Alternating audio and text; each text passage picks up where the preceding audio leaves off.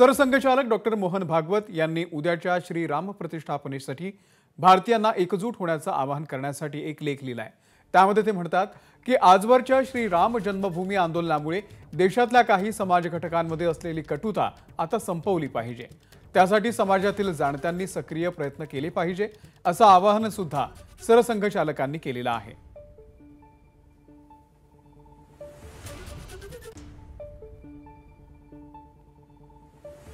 आपण पाहूयात मोहन भागवत यांनी या लेखामध्ये नेमकं काय म्हटलेलं आहे। प्रभू श्रीराम हे भारतीयांचं आराध्य दैवत आहे। भारतीयांसाठी श्रीराम म्हणजे मर्यादा पुरुषोत्तम। राम जन्मभूमीच्या निमित्तानं आजवर झालेल्या वादविवादांना आता तिलांजली द्यावी। दोन वेगवेगळ्या समाज घटकांमध्ये असलेली कटुता संपायला हवी।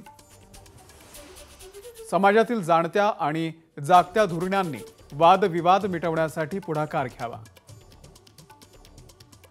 अयोध्या म्हणजे जिथे युद्ध होत नाही असं स्थान, कोणत्याही वादविवाद किंवा कटुतेपासून मुक्त असलेलं स्थान।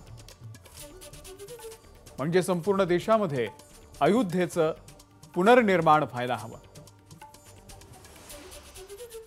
संपूर्ण देशातली कटुता संपायला हवी। अयोध्येमध्ये राम मंदिराचं पुनर्निर्माण हे संपूर्ण देशाचा अभिमान बिंदू आहे।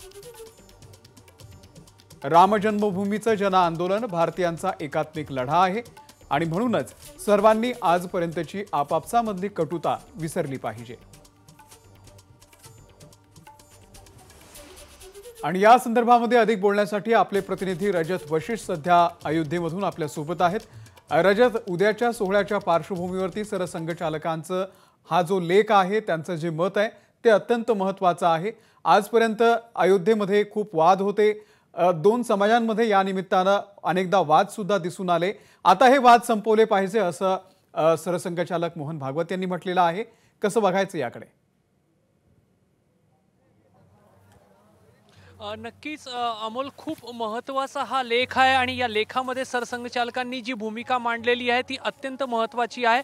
अयोध्या एक अशी भूमी आहे जिथे कुठलाही युद्ध नाही, कुठलाही वाद नाही, कुठलाही संघर्ष नाही आणि अयोध्येचं उदाहरण देऊन त्यांनी संपूर्ण भारतामध्ये, भारतवर्षामध्ये ही मोहीम सुरू झाली पाहिजे अशी अपेक्षा व्यक्त केलेली आहे। त्यांनी या लेखाच्या माध्यमातून सोमनाथच्या मंदिराचं उदाहरण दिलेलं आहे। सोमनाथचं मंदिर जो आहे तो सहमतीने, समाजाच्या सहमतीने त्याचा पुनर्निर्माण झालेला होता आणि त्या सोमनाथच्या मंदिरामध्ये जेव्हा पुनर्निर्माण झालेला होता तेव्हा तशी सहमती इतर मंदिरांच्या बाबतीतही असायला हवी होती।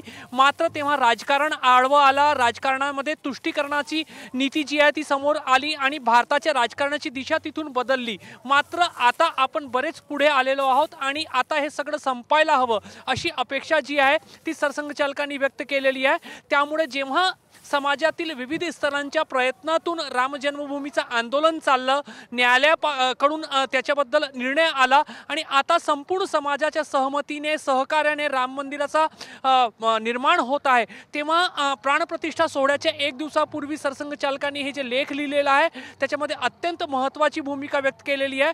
त्यामुळे सर्व संघटनच नाही तर जे विविध राजकीय पक्ष आहे त्यांनी पण याच्यामधून बोध घेतलं पाहिजे आणि जर खरोखर असं झालं आणि भारताच्या राजकारणामध्ये जे काही एक तुष्टीकरणाचा एक धोरण जो अवलंबला जातो, जी अपेक्षा सरसंघचालकांनी व्यक्त केलेली आहे, तो जर तुष्टीकरणाचा धोरण राजकारणापासून अलिप्त झाला, बाजूला गेला तर नक्कीच भारतवर्षाच्या पुनर्निर्माणाची प्रक्रिया या सोहळ्याच्या निमित्ताने सुरू होऊ शकते अशी अपेक्षा त्यांनी व्यक्त केलेली आहे। त्यामुळे नक्कीच विविध जे संघटना आहे, विविध जे राजकीय पक्ष आहे त्यांनी हा जो लेख आहे तो वाचायला हवा आणि त्याच्यापासून बोध घ्यायला हवा। अमोल, रजत, धन्यवाद दिलेल्या या संपूर्ण माहितीबद्दल। एबीपी माझा, उघडा डोळे बघा नीट।